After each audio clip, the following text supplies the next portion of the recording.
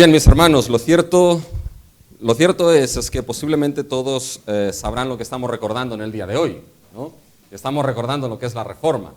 Y algo de lo que ha ido precisamente, lo que es el tiempo de alabanza, son las olas de la Reforma. Y mis hermanos, es que las olas de la Reforma describen muchísimas cosas. Ya el 31 de octubre, lo hemos visto, de 1517, ¿ya? A Lutero no se le pasó por la cabeza celebrar Halloween.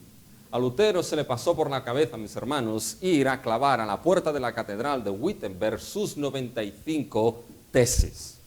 Y esas 95 tesis, primeramente, mis hermanos, no eran la intención de Martín Lutero clavar esas tesis para crear una reforma a nivel mundial.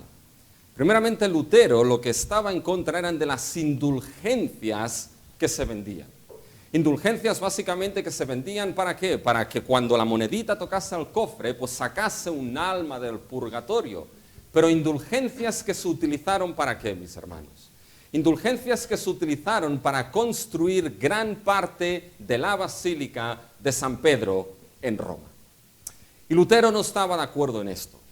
Lutero, si tenía algo, mis hermanos, es que en su corazón había sinceridad. No estaba de acuerdo en esto y clavó precisamente esas 95 tesis el 31 de octubre de 1517 en aquella puerta de la catedral de Wittenberg. Y ahí, mis hermanos, no empezó todo, porque la Reforma ya había empezado siglos antes. Ya había aquellos hombres que Dios había levantado y la semilla de la Reforma fue poco a poco plantándose y creciendo en el pasado hasta que Dios, que es soberano en la historia, Dios que controla todas las cosas, quiso que fuese ese monje, Martín Lutero, quien clavase esas tesis en esa puerta y ahí esa semilla de la Reforma que ya había sido plantada siglos atrás, madurase. Evidentemente, a partir de ahí, déjenme decirlo así, las cosas se liaron. Y la Reforma entró en batalla, mis hermanos, con Roma, la Iglesia católico-apostólica romana. Y esa batalla de Roma y la Reforma, mis hermanos, fue una batalla en diferentes frentes. Diferentes cosas entraron en esa batalla. Y la verdad es que en la historia de la Iglesia existen diferentes tiempos y momentos donde hay diferentes batallas a luchar. Y en ese tiempo era precisamente la batalla de esos reformadores que Dios levantó con lo que era sobre todo la teología de la Iglesia romana en varios aspectos. Pero sobre todo en dos aspectos clave. Había varios aspectos, pero si tuviésemos que resumir lo que es la batalla de la Reforma y Roma en dos aspectos, uno de ellos era la batalla sobre lo que era la autoridad religiosa para el pueblo de Dios. ¿Cuál es la última autoridad religiosa para el pueblo de Dios? Y la otra batalla era en el área y en el campo, mis hermanos, de lo que era la doctrina de la redención, la doctrina de la salvación. Y en esas dos áreas es que la Reforma fue redescubriendo, no inventó como muy bien se ha dicho, sino que se redescubrió por la gracia de Dios. Volvió a sacar de lo que era la Escritura, lo que era precisamente la única y última autoridad religiosa para el pueblo de Dios y lo que era verdaderamente la doctrina de la redención y la salvación que Dios había dejado en su palabra y en el Evangelio. Y mucha teología se escribió. Lutero escribió mucho. Calvino escribió, Zwinglio escribió, Lutero escribió una gran cantidad de himnos, mis hermanos, como Castillo Fuerte, que es el primero que hemos cantado. Pero si tuviese que resumirse lo que es toda esta teología de la Reforma en estas dos grandes áreas, autoridad religiosa y la doctrina de la redención, podría resumirse todo esto, ¿saben con qué? Con 5 solas, mis hermanos. Solo Escritura. Sola gracia, sola fe, solo Cristo y solo la gloria de Dios. Y cuando tomamos esas 5 solas, mis hermanos, podemos esbozar 3 puntos. ¿Se pensaban que no habría 3 puntos? Pues sí, 3 puntos, mis hermanos. De estas 5 solas podemos esbozar lo que son 3 puntos. Primero, las solas nos enseñan que la Biblia es la única autoridad religiosa del pueblo de Dios. Segundo, las solas nos enseñan de que la salvación proviene únicamente de Dios. Y tercero, las solas nos enseñan que todo es para la gloria de nuestro Dios. Así que vamos a considerar algunos textos, algunos los hemos leído conjuntamente, pero otros los leeremos, mis hermanos. Vamos a considerar algunos textos que permiten, en cierta manera, explicar esas solas. Vamos al primer punto. Las solas nos enseñan que la Escritura, la Biblia, es la única autoridad religiosa para el pueblo de Dios. Y aquí, mis hermanos, desglosamos el hecho de que la Escritura es la única regla de fe y conducta para el pueblo de Dios. Esto era una de las máximas, mis hermanos, que la Reforma redescubrió. La Biblia era, es y seguirá siendo la única regla de fe y la única regla de conducta para el pueblo de Dios y para la iglesia. Sola Escritura. Y hay muchos textos, mis hermanos, en la Escritura misma que nos hablan de por qué la Escritura es únicamente la regla de fe y conducta, la última autoridad religiosa que tiene el pueblo de Dios, la iglesia, mis hermanos. Nosotros, el pueblo redimido, comprado por la sangre de Cristo, no nos regimos por concilios, mis hermanos. No nos regimos por papados. No nos regimos por convenciones de la web, por muy interesantes que puedan llegar a ser, mis hermanos. Aquello que rige nuestra fe, aquello que rige nuestra vida, aquello que rige y nos dice lo que debemos creer y cómo debemos vivir conforme a lo que creemos, mis hermanos, no es el pastor tampoco, es la Santa Escritura, toda ella inspirada por nuestro Dios. Es la antorcha, mis hermanos, a la cual hacemos bien en estar atentos hasta que Cristo venga. ¿Ven lo moderno que estamos? Incluso no tenían los puntos y ya salen los puntos, mis hermanos. Estamos bien modernos aquí. Pero fíjense algunos de los textos. Vayan, mis hermanos, a lo que es la segunda carta de Pedro. Y fíjense lo que ahí el apóstol Pedro escribió en la segunda carta.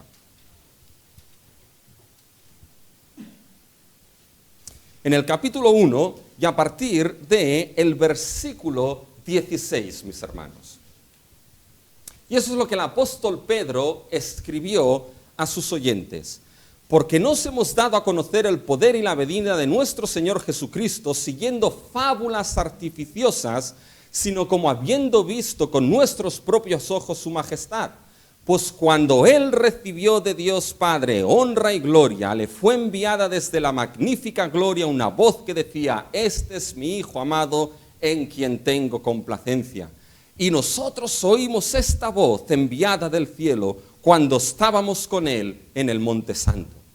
Tenemos también la palabra profética más segura, a la cual hacéis bien en estar atentos como una antorcha que alumbra en lugar oscuro, hasta que el día esclarezca y el lucero de la mañana salga en vuestros corazones. Entendiendo primero esto, que ninguna profecía de la Escritura es de interpretación privada, porque nunca la profecía fue traída por voluntad humana, sino que los santos hombres de Dios hablaron siendo inspirados por el Espíritu Santo.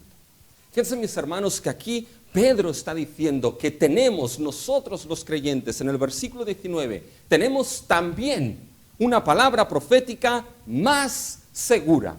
Y ese también aquí, mis hermanos, es muy importante, porque está diciendo, nosotros tenemos una palabra profética más segura, aparte de otra palabra, la cual ya ha venido. ¿Cuál es esa palabra que ya ha venido aquí en este contexto? Es la palabra que define los versículos 17 y 18. Cuando Pedro con 2 discípulos más estaban en el monte de la transfiguración, mis hermanos. Y en ese monte de la transfiguración, ¿qué es lo que sucedió? Vino, fíjense el versículo 18. Pero cuando Él recibió de Dios Padre honra y gloria, le fue enviada desde la magnífica gloria una voz. Fíjense que desde la magnífica gloria vino el ¿qué? La voz del Padre. La palabra del Padre diciendo ¿qué? Diciendo que aquel que estaba en el monte de la transfiguración, Cristo Jesús, dice, este por palabra de Dios, palabra del Padre, este es mi Hijo amado en quien tengo complacencia. Por lo tanto, la palabra misma del Padre que vino en ese monte de la transfiguración, la palabra misma del Padre, mis hermanos, tenía como centro vital, como corazón mismo, ¿saben a quién?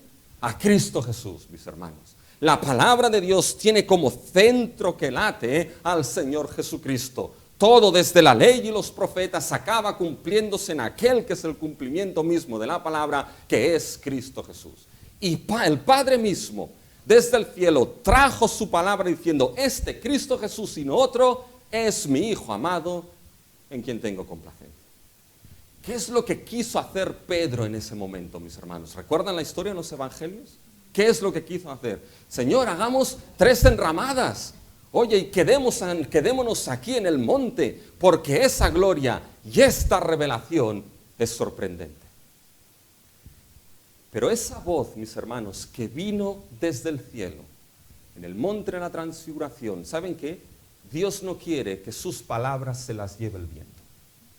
Porque ya nos olvidamos suficientemente de las palabras, pero no quiere que las palabras se las lleve el viento, y muchos menos las suyas. Y esa palabra que vino en el monte de la transfiguración, mis hermanos, esa palabra quedó escrita. Y eso es lo que aparece a partir del versículo 19. Tenemos también la palabra profética más segura. ¿Cuál es esa palabra profética más segura? Bueno, es la que describe en el versículo 20 como las Escrituras. Entendiendo primero esto, que ninguna profecía de la Escritura es de interpretación privada.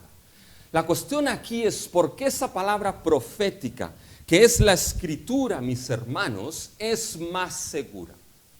¿Por qué es más segura que la voz que vino en el monte de la transfiguración? ¿Es que acaso la voz de Dios en el monte de la transfiguración fue de menor calidad que esa palabra profética más segura? ¿Saben por qué es más segura, mis hermanos? No es más segura porque la voz fuese distinta. La voz que vino en el monte de la transfiguración es la misma voz que suena y ruge en el mismo momento que la Escritura se abre. Es la misma voz de Dios. Pero es más segura, ¿saben por qué? Porque esa palabra, mis hermanos, no se la llevó el viento. Esa palabra quedó escrita. Y a ella hacéis bien en estar atentos. Fíjense lo que dice el versículo 9. Tenemos también la palabra profética más segura, la cual hacéis bien en estar atentos como una antorcha que alumbra el lugar oscuro, mis hermanos. La única antorcha, la única lumbrera, mis hermanos, a nuestros pies. La única lámpara que ilumina nuestro camino, mis hermanos, en un mundo de oscuridad, en un mundo que se hunde por sus pecados. En un mundo que tiene valores totalmente contrarios a esta palabra y totalmente contrarios al Evangelio, la única lumbrera, la única lámpara, la única antorcha que tenemos para regir nuestras vidas no son los valores del mundo, sino los valores de esta palabra profética más segura. No hay otra. Y el autor dice, bien hacéis en estar atentos hasta que esclarezca el lucero de la mañana en vuestros corazones, hasta que aquel que es el corazón mismo de la palabra resplandezca y vuelva de manera gloriosa. Esa palabra es más segura porque fíjense el versículo 20 y 21, entendiendo primero esto, que ninguna profecía de la Escritura es de interpretación privada. Aquellos hombres que hablaron, mis hermanos, Isaías, Jeremías, Ezequiel, Daniel, Moisés, Pedro, Pablo, hablaron, mis hermanos, no sus propias palabras. No hablaron lo que a ellos les venía en mente, mis hermanos. Hablaron, fíjense el versículo 20, porque nunca la profecía fue traída por voluntad humana, sino que los santos hombres de Dios hablaron siendo inspirados por el Espíritu Santo. ¿Y saben lo que es lo interesante de este texto, mis hermanos? Miren el versículo 17. Fíjense lo que dice. Pero cuando él recibió de Dios Padre honra y gloria, le fue enviada desde el cielo, desde la magnífica gloria, una voz. ¿Ven ese verbo enviada? Fíjense ahora, mis hermanos, en el versículo 18. Y nosotros oímos esta voz enviada. ¿Ven esto en el 17 y 18? Lo que es enviado, mis hermanos, aquí, ¿qué es? Es la voz de Dios. ¿Saben lo interesante? Que este es el mismo verbo que se utiliza para la palabra inspirados en el versículo 20, mis hermanos. Y lo que aquí Pedro está diciendo es que fue el Espíritu de Dios aquel que guió a los autores bíblicos de tal manera que esa voz del Padre enviada desde el cielo, esa voz que escucharon en el monte de la transfiguración, cuyo centro era: este es mi Hijo amado, Cristo Jesús, esa voz de Dios mismo, por inspiración, quedó escrita en lo que nosotros tenemos hoy en día en nuestras manos, la palabra santa de nuestro Dios. Toda ella inspirada de principio a fin, en su totalidad y en toda y cada una de sus partes, mis hermanos. Y esta palabra es lo que nuestro Dios nos ha dado, las delicias de su ley, para que no sean tenidas en menos por su pueblo, sino como la única antorcha, la única regla de fe y conducta para nuestra vida. Lo que el pueblo de Dios cree sobre su Dios, sobre la salvación, sobre el fin de los tiempos, sobre cómo vivir como ciudadanos del reino, se encuentra únicamente en la palabra inspirada de nuestro Dios. Cómo vivir se encuentra únicamente en la palabra inspirada de nuestro Dios. Y mis hermanos, lo que debe regir a la iglesia es la palabra de nuestro Señor Jesucristo. Eso es lo que debe regir su iglesia. ¿Saben? Quiere decir que no podemos leer otros libros. ¿Quiere decir que no podemos informarnos y formarnos en otros libros? No quiere decir esto, mis hermanos. Pero lo que quiere decir es que cualquier cosa, sea lo que sea, como dijo Lutero, si me convence algún concilio está bien. Pero mis hermanos, si hay cualquier cosa, concilios, cualquier otra cosa que contradiga la enseñanza de la Escritura para el pueblo de Dios y para los hijos de Dios, eso tiene que ser automáticamente rechazado y sacado fuera. Porque la Escritura es el juez último y definitivo que pone el punto y final en toda contienda. Por tanto, fíjense que la sola nos enseña que solamente, mis hermanos, la Escritura es la regla de fe y conducta del pueblo de Dios. Mis hermanos, no tenemos otra cosa que rija nuestras vidas que la Biblia como creyentes y pueblo de Dios. Y no podemos dejar que nada rija la vida del pueblo de Dios que no sea la Escritura misma. Y aquello que lo contradiga, dejarlo fuera. La segunda cosa, ¿qué nos enseñan las solas? Nos enseñan, mis hermanos, de que la salvación proviene únicamente de Dios. Y fíjense las tres solas que vienen a continuación. ¿Qué nos enseñan las solas? Que la salvación viene únicamente de Dios, porque la salvación es solamente por gracia, mis hermanos, y solamente por medio de la fe. Hemos leído, mis hermanos, un texto, y fíjense, ese texto se encuentra en Efesios. Vayan a Efesios al capítulo 2. Y ahí en realidad se ponen dos solas de manera conjunta. Y fíjense, mis hermanos, vamos a leer a partir del versículo 4 del capítulo 2 de Efesios, en el cual Pablo, escribiendo a esos efesios, y después de decirles que tanto él, los gentiles, los judíos, eran por naturaleza hijos de ira. Fíjense lo que eso quiere decir. Es decir, que estaban bajo la ira de Dios. En el versículo 4, mis hermanos, hay un gran pero. En el versículo 4 las cosas cambian de manera radical. Las tornas son vueltas aquí. Fíjense el versículo 4 del capítulo 2. Pero Dios, aquí Dios lo cambia todo. Pero Dios, que es rico en misericordia, por su gran amor con que nos amó, aun estando nosotros muertos en pecados, nos dio vida juntamente con Cristo. Por gracia sois salvos. Y juntamente con Él nos resucitó y asimismo nos hizo sentar en los lugares celestiales con Cristo Jesús, para mostrar en los siglos venideros las abundantes riquezas de su gracia en su bondad para con nosotros en Cristo Jesús, porque por gracia sois salvos por medio de la fe. Y esto no es de vosotros, dice Pablo, pues es don de Dios. Mis hermanos, fíjense lo que Pablo está diciendo aquí. Pablo está mostrando de que la situación tanto de judíos y gentiles en los versículos del 1 al 3 de este capítulo 2 era una situación de que por naturaleza éramos hijos de ira.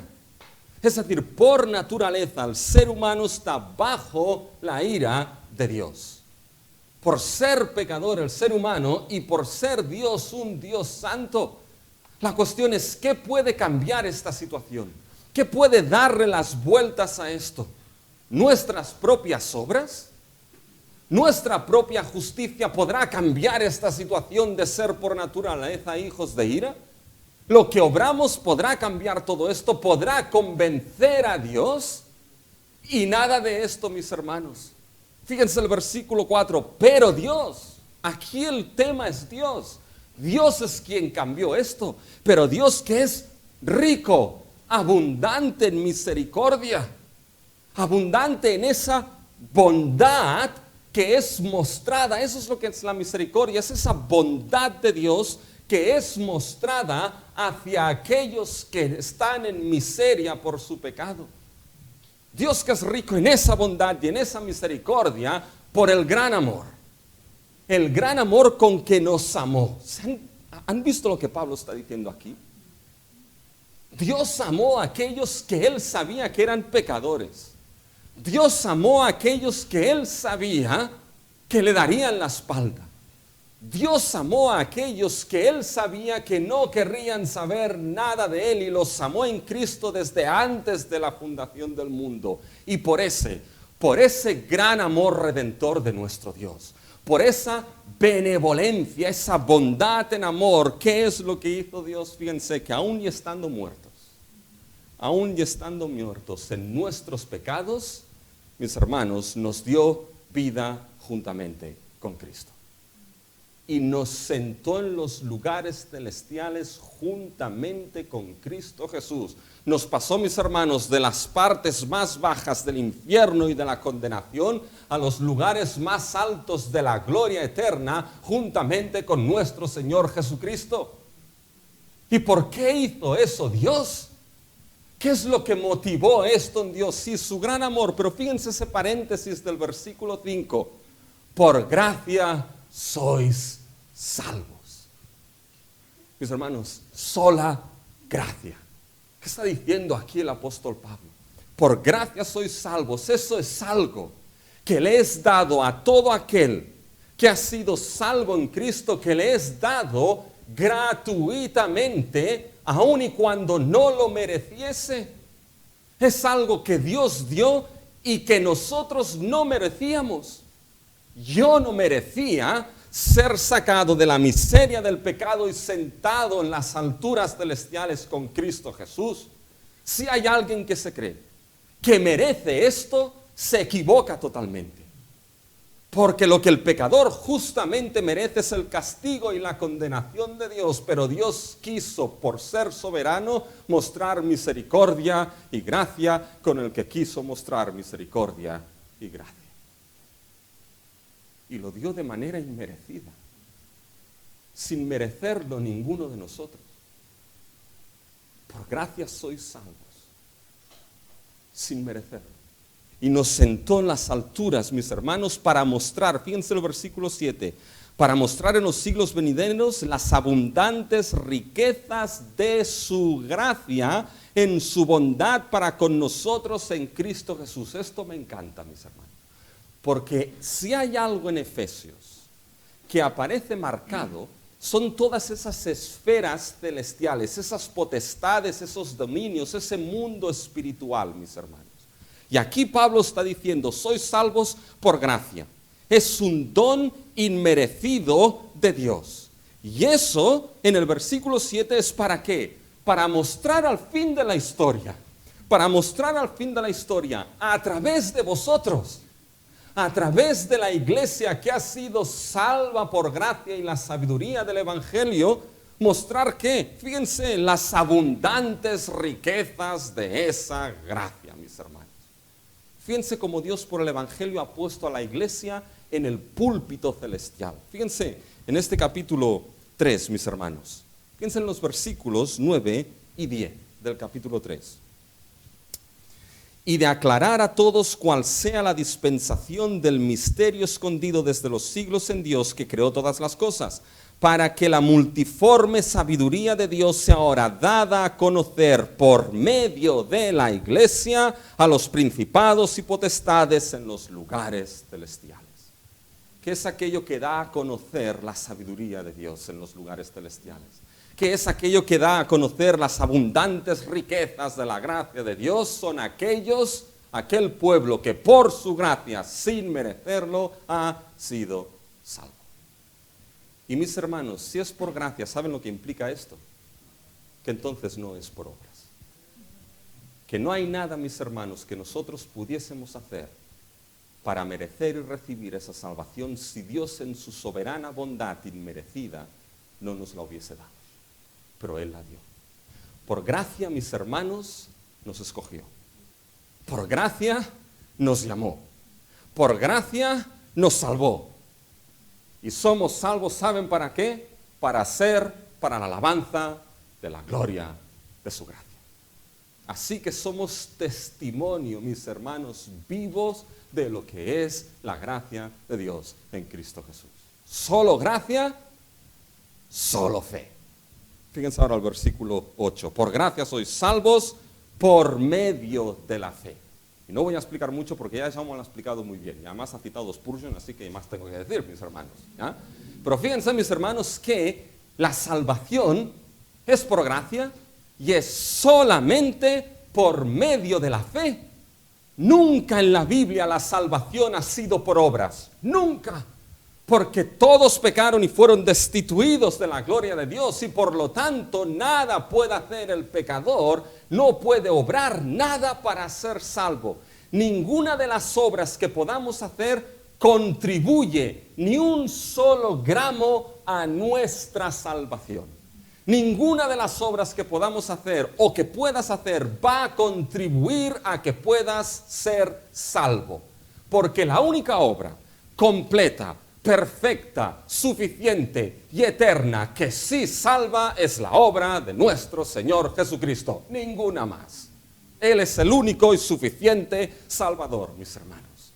Y ni la fe, mis hermanos, es una obra que nos sirve para ser salvos. ¿Saben por qué? Porque la fe es el don de Dios.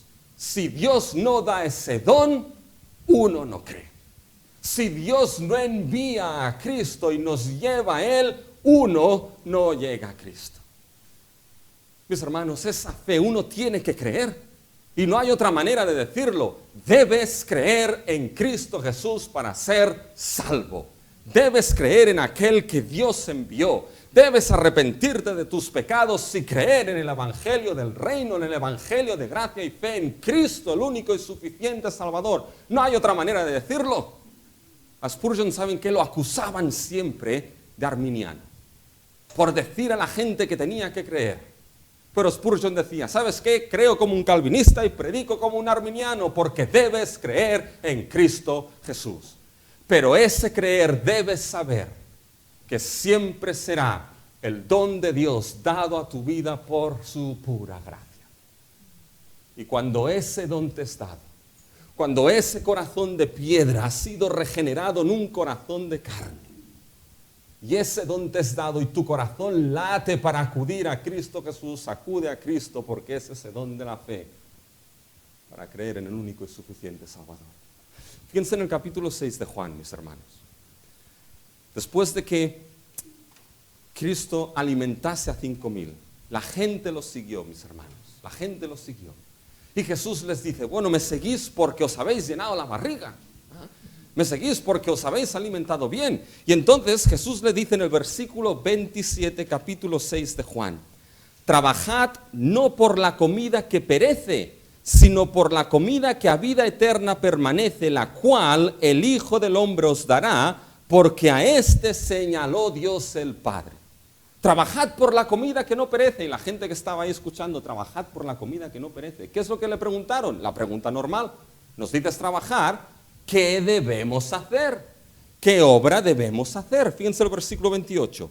Entonces le dijeron, ¿qué debemos hacer para poner en práctica las obras de Dios? Y fíjense el 29. Fíjense la respuesta de Cristo. Respondió Jesús y les dijo, esta es la obra de Dios. No es vuestra esta obra, es la de Dios, que creáis en el que Él ha enviado. La obra de Dios, mis hermanos, es que creáis en el que Él ha enviado. Y solamente cuando esa obra es dada en la vida de uno cree en Cristo Jesús. Por tanto, mis hermanos, sola gracia, sola fe nos muestra que no hay obra que pueda contribuir para que seamos salvos. Sola gracia, que es algo inmerecido. Y mis hermanos, si es por gracia, ¿saben qué? No podemos hacer nada para ganar esa salvación, pero al ser por gracia tampoco podemos hacer nada para perderla. Está en los hombros y en la obra suficiente y perfecta de nuestro Salvador, obrar la salvación y asegurar la salvación de los suyos. Y esa sola gracia, esa sola fe, es puesta en ¿quién, mis hermanos? Solo Cristo Jesús. Porque no hay otro, y lo hemos leído todos juntos, no hay otro nombre que haya sido dado a los hombres en el cual haya salvación. Y ese nombre no es el nombre de nadie más, sino el nombre de nuestro Señor Jesucristo, mis hermanos. Porque Él fue, fíjense el precioso himno de Filipenses, vayan a Filipenses 2, mis hermanos. Porque Él fue, mis hermanos, quien obediencia al Padre, dejó esa gloria eterna. No tuvo esa gloria como algo a que aferrarse, como su propio derecho, que lo era. Y no lo tuvo como su propio derecho, sino que fíjense en el capítulo 2 de Filipenses, versículo 6. El cual, siendo en forma de Dios, no estimó el ser igual a Dios como cosa que aferrarse. No lo tomó como su propio derecho, sino que se despojó a sí mismo, tomando forma de siervo, hecho semejante a los hombres, y estando en la condición de hombre, se humilló a sí mismo, haciéndose obediente hasta la muerte y la muerte de cruz. Tomó forma de siervo, de esclavo, ser humano, pero como un esclavo sin ningún tipo de derecho. Todos estaban por encima del Hijo eterno de Dios. Y se humilló hasta la muerte misma de cruz. Y se humilló en esa cruz, ¿para qué, mis hermanos? Para nuestra salvación. Y se humilló en aquella cruz, pero fíjense el versículo 9. Por lo cual Dios también le exaltó hasta lo sumo y le dio un nombre que es sobre todo nombre, para que en el nombre de Jesús se doble toda rodilla de los que están en los cielos y en la tierra y debajo de la tierra, y toda lengua confiese que Jesucristo es Señor, para la gloria de Dios. Mis hermanos, no hay otro. No hay otro en el pasado, si puede hablarse así, de la eternidad. En el seno mismo de la eternidad. En la comunión del Dios Padre, Hijo y Espíritu Santo. No hay otro que en ese pacto eterno del Dios Trino se determinase para ser el Cordero que debía ser inmolado y suficiente para los suyos. Y cuando uno coge la historia de la salvación, Isaías ya nos habla del siervo sufriente, mis hermanos. Cuando uno ve a Juan el Bautista, vio a Jesucristo, dijo, bueno, aquí puede ser que venga uno que no. Dijo, he aquí el Cordero de Dios que quita el pecado del mundo. Él y no otro lo hace posible. Dios Padre lo preparó y lo manifestó en los postreros tiempos, nos dice Pedro, ¿para qué? Para derramar su sangre preciosa y ser nosotros salvos y perdonados. Y es que esa sola fe se pone solamente en Cristo. Él es el que nos salva. No mi fe, no tu fe. Cristo es el Salvador. Y ya que Dios es el que pone el querer y el hacer por su buena voluntad, oramos que Dios ponga ese querer y ese hacer por su buena voluntad, para que acudas con solamente fe, solamente en Cristo Jesús, para salvación y vida eterna. Y esto nos lleva a la última enseñanza, mis hermanos, que las solas nos enseñan que solamente todos para la gloria de nuestro Dios. ¿Cuál es la última sola? Solo la gloria de Dios. Y fíjense que Jaume ha dicho, esta es la más importante, y es así. Algunos la definen como que es el punto normal donde las otras 4 solas llegan. Es el pegamento que une esas solas, mis hermanos. Porque las solas que nos han enseñado, las solas escrituras, que solo la revelación de Dios es la regla de fe y conducta para el pueblo. Solo de la escritura viene y brota esa fe. Las olas nos muestran que la salvación solamente de Dios, por gracia es de Él, por fe Él la da, solamente en Cristo y no en el ser humano. Y esto nos lleva entonces de que la salvación es solamente obrada y proviene de Dios. Por tanto, si proviene únicamente de Dios, a Él solamente debe ser dada la gloria, mis hermanos. Nadie más sino Dios debe recibir la gloria por esa gran salvación. Y si nosotros debemos ser algo, debemos ser para la alabanza de su gloria por pura gracia. Fíjense cómo Pablo acaba, mis hermanos, el capítulo 11 de Romanos. Oh profundidad de las riquezas de la sabiduría y de la ciencia de Dios. Cuán insondables son sus juicios e inescrutables sus caminos. Porque ¿quién entendió la mente del Señor? ¿O quién fue su consejero? ¿Quién le dio a él primero para que le fuese recompensado? Porque de él y por Él y para Él son todas las cosas, a Él sea la gloria por los siglos. Amén. Y hermanos, que el punto más importante aquí sea la gloria de Dios, ¿saben lo que hace? Que nosotros, mis hermanos, podamos ser salvos. Porque no hay aquello que glorifique más al Padre y al Hijo que la salvación de pecadores. Y porque Dios estaba tan preocupado por su propia gloria, es que salvó a aquellos que amó desde antes de la fundación del mundo, para que de esta manera el Padre, el Hijo y el Espíritu sean, por los siglos de los siglos, glorificados. Sola Escritura, sola gracia, sola fe, solo Cristo y solo la gloria de Dios. No fue un invento de la Reforma, mis hermanos. ¿Saben lo que es? Es en cierta manera la sistematización del glorioso evangelio de nuestro bendito Dios. Quiera Dios, mis hermanos, que estas olas nunca las olvidemos. Que estas olas no sean solamente teóricas en nuestra vida, sino también prácticas. Y el evangelio sea aquello que nos salvó y sea siendo el poder para vivir conforme a ese glorioso evangelio que Dios nos ha dado.